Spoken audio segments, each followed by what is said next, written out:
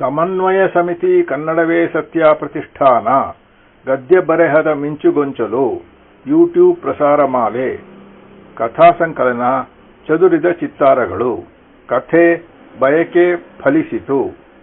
ಲೇಖಕಿ ಶ್ರೀಮತಿ ನಾಗರತ್ನ ಚಂದ್ರಶೇಖರ. ಧ್ವನಿ ಪ್ರಸ್ತುತಿ ಶ್ರೀಮತಿ ಗೌರಿ ಭಟ್. ವಿಡಿಯೋ ಸಂಸ್ಕರಣ ಗುರುಪ್ರಸಾದ್ ಆಲ್ಕುರ್ಕೆ. ಸಮನ್ವಯ ಸಮಿತಿ ಕನ್ನಡವೇ ಸತ್ಯ ಪ್ರತಿಷ್ಠಾನ ಗದ್ಯ ಬರಹದ ಮಿಂಚುಗೊಂಚಲು ಯೂಟ್ಯೂಬ್ ಪ್ರಸಾರ ಕಥಾ ಸಂಕಲನ ಚದುರಿದ ಚಿತ್ತಾರಗಳು. ಲೇಖಕಿ ನಾಗರತ್ನ ಚಂದ್ರಶೇಖರ್. ಪ್ರಸ್ತುತಿ ಗೌರಿ ಭಟ್. ವಿಡಿಯೋ ಸಂಸ್ಕರಣ ಗುರುಪ್ರಸಾದ್ ಹಾಲ್ಕುರಿಕೆ. ಕಥೆಯ ಹೆಸರು ಬಯಕೆ ಫಲಿಸಿತು. ಬಯಕೆ ಫಲಿಸಿತು. ಪೋಸ್ಟ್. ಪರಿಚಿತನ ಧ್ವನಿ ಕಿವಿಗೆ ಬಿದ್ದೊಡನೆ ಓಡಿ ಬರುವೆ. 5-6 ಕವರುಗಳನ್ನು ನೀಡಿದ ಪೋಸ್ಟ್ ಮ್ಯಾನ್ ನನ್ನ ಆತುರವನ್ನು ಗಮನಿಸಿ ನಸುನಕ್ಕು ಹೊರಡುವನು. ಲಘು ಬಗೆಯಿಂದ ಒಂದೊಂದಾಗಿ ಕಾಗದಗಳನ್ನು ಪರಿಶೀಲಿಸುವೆ. ಅರಳಿದ ಮುಖದಲ್ಲಿ ಮೋಡ ಕವಿದಂತೆ ಭಾಸವಾಗುವುದು. ನಿಟ್ಟುಸಿರಿಟ್ಟು ಭಾರವಾದ ಹೆಜ್ಜೆಗಳನ್ನಿಡುವೆ. ಪಕ್ಕದ ಮನೆಯ ಹುಡುಗಿ ನನ್ನ ಅವಸ್ಥೆಗೆ ನಗುತ್ತಿರುವಂತೆ ಭಾಸವಾಗಿ ಉರಿಗಣ್ಣಿನಿಂದ ಅವಳನ್ನು ಬಿರಬಿರನೆ ನೋಡುವೆ. ಅತ್ತೆಯ ಕೋಪ ಕೊತ್ತಿಯ ಮೇಲೆ ತಾನೇ. ವಿಜಿ, ಯಾವುದೇ ಕಾಗದ ಎಂದು ಅಮ್ಮ ಬರುವಳು. ನನ್ನ ಜೋಲು ಮುಖದಲ್ಲಿ ಇಲ್ಲದ ನಗುವನ್ನು ತಂದು, ಎಲ್ಲ ಅಪ್ಪನ ಬಿಸಿನೆಸ್ ಲೆಟರ್ಸ್ ಕಣಮ್ಮ ಎಂದು ಅವಳಿಗೆ ಕೊಟ್ಟು ನನ್ನ ರೂಮಿಗೋಡುವೆ. ಮೇಜಿನ ಮೇಲೆ ಹರಡಿರುವ ಹಾಳೆಗಳ ರಾಶಿ ನನ್ನನ್ನು ನೋಡಿ ಅಣುಕಿಸಿದಂತಾಗಿ ಸಿಟ್ಟಿನಿಂದ ಹರಿಯಲು ಕೈ ಮುಂದಾಗುವುದು. ಮರುಕ್ಷಣ ಆಶಾಕಿರಣ ಮೂಡಿ ಬರುವುದು. ಬರೆದು ಬರೆದು ಕೈ ನೋಯುವುದು. ರೂಮಿನ ತುಂಬಾ ಕಸದ ರಾಶಿ ಹೆಚ್ಚಾಗುವುದರ ಜೊತೆಗೆ ಅಮ್ಮನ ಗೊಣಗಾಟ ನಿರಂತರವಾಗಿ ಕೇಳುವುದು.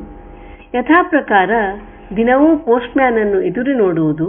ನಾನು ನಿರೀಕ್ಷಿಸಿದ ಕಾಗದ ಕೊಡದ ಆ ಮುದುಕನನ್ನು ಥಳಿಸುವಷ್ಟು ಕೋಪ ಉಕ್ಕಿ ಬರುವುದು. ನನ್ನ ಆತುರವನ್ನು, ನಂತರ ಬಾಡಿದ ಮುಖವನ್ನು ದಿನವೂ ನೋಡುತ್ತಿರುತ್ತಾನೆ. ತಡೆಯಲಾರದೆ ಒಂದು ದಿನ ಕೇಳುತ್ತಾನೆ, ಯಾಕ್ರವ್ವ ನಿಮ್ಮ ಯಜಮಾನರು ಕಾಗದ ಬರ್ಬೇಕಾಗ್ದ ಅಂತ ವಾತ್ಸಲ್ಯದಿಂದ ನುಡಿದಾಗ ನನ್ನ ಮುಖವೆಲ್ಲ ಕೆಂಪಾಗುವುದು.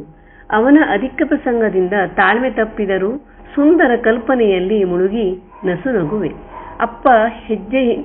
ಅಪ್ಪನ ಹೆಜ್ಜೆ ಸಪ್ಪಳದಿಂದ ಬೆಚ್ಚಿ ತಲೆ ಎತ್ತುವೆ. ನನ್ನ ಕೈಲಿದ್ದ ಕವರನ್ನು ತೆಗೆದುಕೊಳ್ಳುತ್ತಾ ಪೋಸ್ಟ್ ಮಾಡಲು ಸಿದ್ಧವಾಗಿರುವ ಲಕೋಟೆಯನ್ನು ನೋಡಿ ನನ್ನ ಮುಖ ನೋಡುತ್ತಾರೆ. ವಿಜ್ಜು, ಸುಮ್ಮನೆ ಪೋಸ್ಟೇಜ್ ದಂಡ ಅಷ್ಟೇ. ದಿನ ಬರೆದು ಆ ಪತ್ರಿಕೆ ಈ ಪತ್ರಿಕೆ ಅಂತ ಕಳಿಸ್ತಾನೇ ಇರ್ತೀಯ, ಒಂದಾದರೂ ಪ್ರಿಂಟ್ ಆಗಲಿಲ್ಲ ಎನ್ನುವ ಅಪ್ಪನ ಉಪದೇಶವನ್ನು ಕೇಳುವಷ್ಟು ಸಹನೆ ಉಳಿಯದಾದಾಗ ಒಳಗೆ ಹೆಜ್ಜೆ ಇಡುವೆ.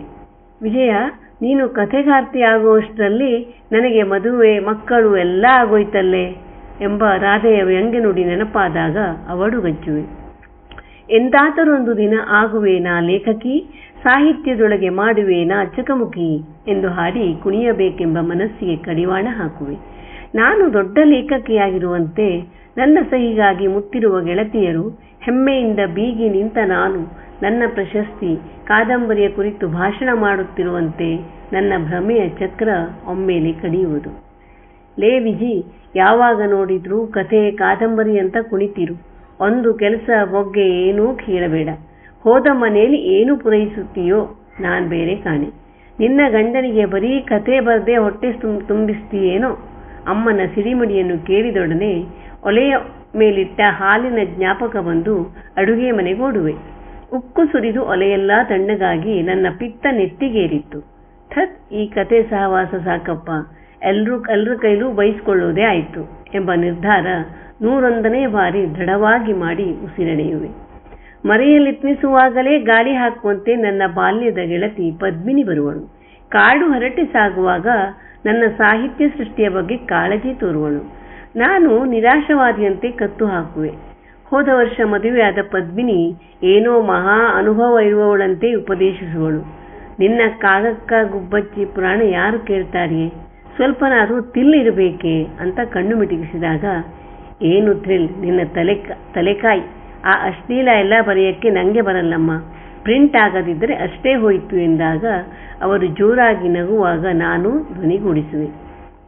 ಕಳೆದ ತಿಂಗಳಿಂದ ನಿರೀಕ್ಷಿಸುತ್ತಿದ್ದ ಶುಭ ಸಮಾಚಾರಕ್ಕಾಗಿ ಎಂದಿನಂತೆ ಪೋಸ್ಟ್ಗಾಗಿ ಕಾಯುತ್ತಿದ್ದೆ. ಕಡೆಗೂ ಬಂತು, ನನಗಲ್ಲ ಪಪ್ಪನಿಗೆ. ಪಪ್ಪನ ಮುಖ ಊರಗಲವಾಯಿತು. ಒಳಗಡೆ ಅಮ್ಮನೊಡನೆ ಪಿಸು ಮಾತುಗಳಿಗೆ ನನ್ನ ಕಿವಿ ಚುರುಕಾಯಿತು. ನಾಳೆ ಭಾನುವಾರ, ಒಳ್ಳೆ ಮನೆತನಸ್ಥರು, ಕೆಲಸದಲ್ಲಿದ್ದಾನಂತೆ. ತುಣುಕುಗಳನ್ನು ಸಾಹಸದಿಂದ ಪೋಣಿಸಿದೆ. ಮಧುರ ಭಾವನೆಯಿಂದ ಹೃದಯದಲ್ಲಿ ಪುಳಕ. ಪೋಸ್ಟ್ ಹಾಕಲೆಂದು ಹೊಸದಾಗಿ ಬಂದಿದ್ದ ನಮ್ಮ ಕಥೆಯೊಂದನ್ನು ಹಿಡಿದು ಸುಂದರ ಕನಸಿನಲ್ಲಿ ತೇಲುತ್ತಾ ಪೋಸ್ಟ್ ಬಾಕ್ಸ್ ಮುಂದೆ ನಿಂತೇ ಇದ್ದೆ.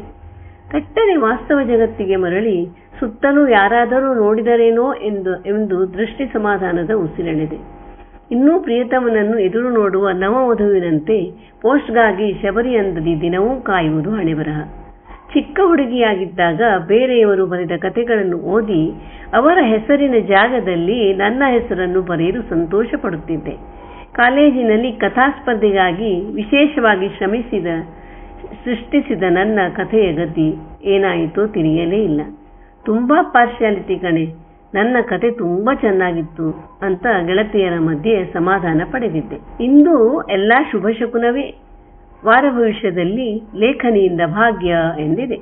ಸಂತೋಷದಿಂದ ಹೃದಯ ಢವಗುಟ್ಟುವುದು. ಕ್ಷಣವೊಂದು ಯುಗವಾಗಿ ಪೋಸ್ಟ್ಮ್ಯಾನನ್ನೇ ಕಾಯುತ್ತಾ ನಿಲ್ಲುವೆ. ನಿಮ್ಮ ಕಥೆ ಮೆಚ್ಚುಗೆಯಾಗಿದೆ ಎಂಬ ಒಂದೇ ಒಂದು ಸಂಪಾದಕರ ನುಡಿಗಾಗಿ ಅದೆಷ್ಟು ತಪಸ್ಸು ಮಾಡಬೇಕು ಏನೋ. ಅಯ್ಯೋ, ಎಷ್ಟೊಂದು ಕನಸುಗಳನ್ನು ಕಟ್ಟಿರುವೆ. ನನ್ನ ಪುಟ್ಟ ಹೃದಯದ ತುಂಬ ರಾಶಿ ರಾಶಿ ಭಾವನೆಗಳು ಈಚೆಗೆ ಬರಲಾರದೆ ಹೊರಳಾಡುತ್ತಿದೆ. ನನ್ನನ್ನು ಅಪಹಾಸ್ಯ ಮಾಡುವ ಗೆಳತಿಯರೆಲ್ಲ ಮುಂದೊಂದು ದಿನ ಇವಳೇ ನಮ್ಮ ವಿಜಿ, ನನ್ನ ಬೆಸ್ಟ್ ಫ್ರೆಂಡ್, ತುಂಬಾ ಚೆನ್ನಾಗಿ ಕತೆ ಬರೀತಾಳೆ ಎಂದು ಮೆಚ್ಚುಗೆಯಿಂದ ಆಡುವ ಮಾತುಗಳನ್ನು ಕೇಳುವ ಸೌಭಾಗ್ಯ ನನಗಿಲ್ಲವೇ? ಚೋಟುದ್ದ ಇದ್ದಿ ಅದೇನೇ ಕತೆ ಬರೆಯೋದು ಎನ್ನುವ ಅಜ್ಜಿ ಅದೇ ಬೊಚ್ಚುಬಾಯಿಯಲ್ಲಿ ನನ್ನ ಮೊಮ್ಮಗಳೇನೇ ರೀ ಕತೆ ಬರೆಯೋದು, ಅವಳು ಚಿಕ್ಕ ಹುಡುಗಿಯಿಂದನೂ ಏನಾದರೂ ಬರಿತಾನೇ ಇರೋಳು ಎಂದು ಹೇಳುವಾಗ ವಾಹ್ ಎಂಥ ಕನಸುಗಳು ಎಂದು ಚಿಂತಿಸುತ್ತಿರುವಾಗ ಗೇಟಿನ ಶಬ್ದದೊಂದಿಗೆ ಪೋಸ್ಟ್ ಧ್ವನಿ ಅಪ್ಯಾಯಮಾನವಾದ ಮಧುರ ಗಾನದಂತೆ ತೇಲಿ ಬರುವುದು. ಬಿಂಕದಿಂದ ಹಂಸದಂತೆ ತೇಲುತ್ತಾ ನಾನು ಪೋಸ್ಟ್ ಎತ್ತಿಕೊಳ್ಳುವೆ. ಯಾರದೇ ವಿಜಿ ಕಾಗದ? ಅಮ್ಮನ ಕುತೂಹಲ ತಣಿಸುವ ಸಂಯಮ ನನ್ನಲ್ಲಿರುವುದಿಲ್ಲ. ರೂಮಿಗೆ ಓಡಿ ಹಾಸಿಗೆಯಲ್ಲಿರುಳುವೆ. ಹೌದು, ಸಂಶಯವಿಲ್ಲ, ಅದೇ ವಾರಪತ್ರಿಕೆಯ ಸೀಲಿದೆಯಲ್ಲ. ಮೆಲ್ಲನೆ ಕವರನ್ನು ನೋಡುವೆ. ಅರೆ, ಇದೇನು ಇಷ್ಟೊಂದು ಭಾರವಿದೆ? 1, 2, 3, 4, 5 ಹಾಳೆಗಳ ಸುರುಳಿ ಬೆಚ್ಚಗೆ ಮುದುರಿ ಮಲಗಿದೆ. ಚಿರನಿದ್ರೆಯಲ್ಲೇ ಇರಬೇಕು. ನನ್ನದೇ ಗುಂಡನೆ ಅಕ್ಷರಗಳು. ನನ್ನ ಅನಾಥೆ ಕತೆ ಅನಾಥನಂತೆ ಮನೆಗೆ ಮರಳಿ ಬಂದಿದೆ.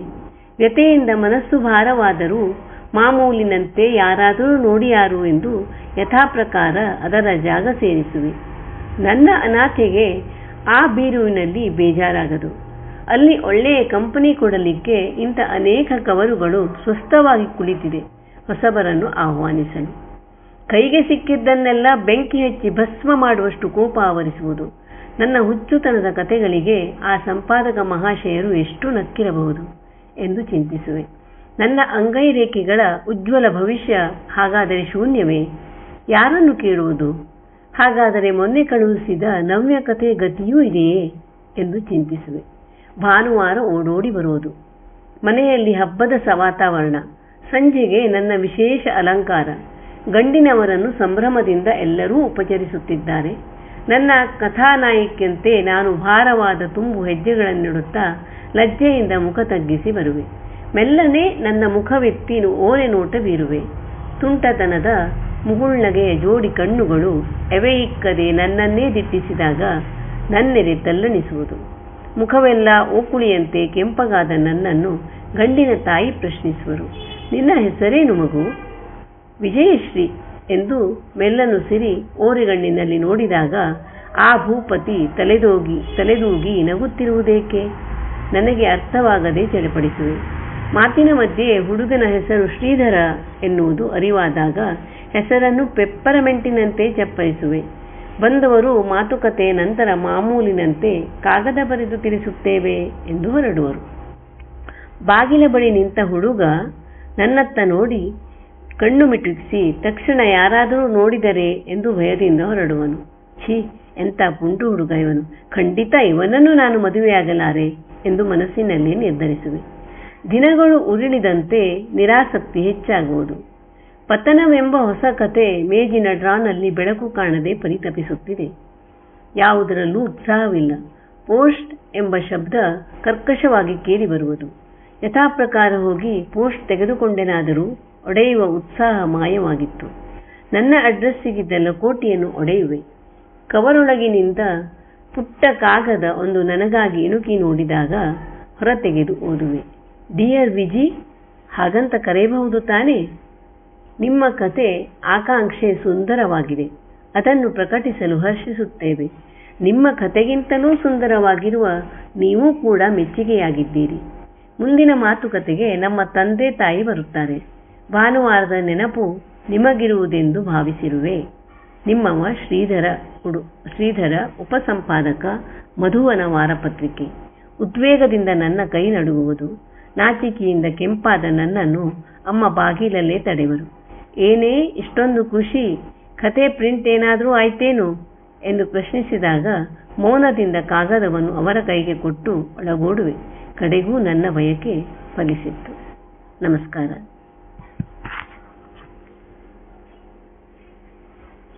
ಶ್ರೀಮತಿ ನಾಗರತ್ನ ಚಂದ್ರಶೇಖರ ಅವರ ಚದುರಿದ ಚಿತ್ತಾರಗಳು ಕಥಾ ಸಂಕಲನದಿಂದ ಆಯ್ದ ಕಥೆ ಬಯಕೆ ಫಲಿಸಿತು. ಈ ಕಥೆಯು ಒಂದು ಮನೆಯಲ್ಲಿನ ಮಗಳೊಬ್ಬಳ ಲೇಖಕಿಯಾಗುವ ಬಯಕೆಯ ಸುತ್ತ ಹಣೆದುಕೊಂಡಿದೆ. ಕಥಾನಾಯಕಿಯ ಎಲ್ಲ ಕಥೆಗಳನ್ನೂ ಒಂದೊಂದಾಗಿ ಮಾಸಪತ್ರಿಕೆಯವರು ತಿರಸ್ಕರಿಸಿ ಅವುಗಳನ್ನು ಪೋಸ್ಟ್ ಮೂಲಕ ಕಳಿಸುತ್ತಿದ್ದಾಗ ಪ್ರತಿ ಬಾರಿಯೂ ಕಥಾನಾಯಕಿ ವಿಜಯಳು ನಿರಾಶೆ ಹೊಂದಿದರೂ ಮರಳಿ ಯತ್ನ ಮಾಡುತ್ತಲೇ ಇರುವಳು.